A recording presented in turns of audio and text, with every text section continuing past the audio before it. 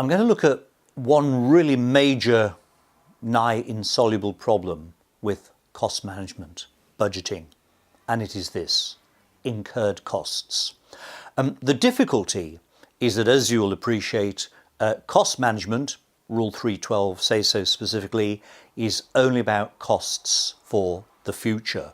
The rule says that the purpose of cost management is to control what is to be done and to be spent. It is utterly prospective.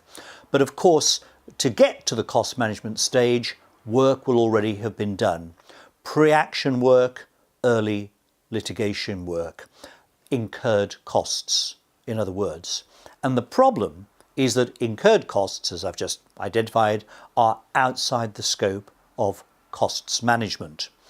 Sir Rupert Jackson, in his recently published report, has acknowledged the existence of this problem, but has not come up with any immediate solution. Now, long term, the suggestion perhaps is that we will see a scale of fixed costs for pre-litigation, early litigation work.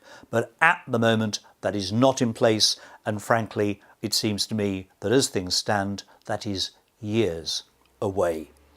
Now, there was one suggestion, and it's in the practice direction, which is that at a cost management hearing, the court could, if it wished to, record observations in the narrative of the order about costs incurred. So, I mean, the theory is that a judge might say, oh, these costs look excessive, these costs incurred already look very high.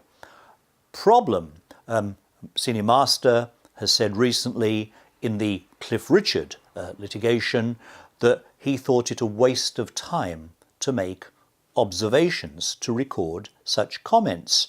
And what he had to say was actually made a lot of sense. He said, well, it's so impressionistic and I don't know what's been going on.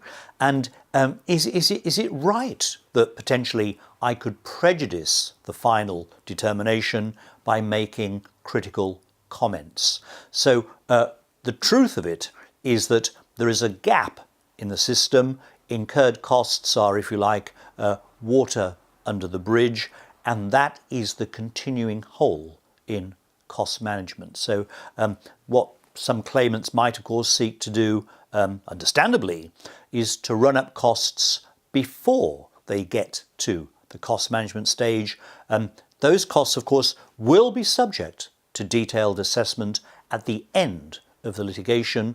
But of course, since the idea is that people going into litigation should know what their cost exposure is, that leaves a big hole, does it not? Because those figures are wildly uncertain.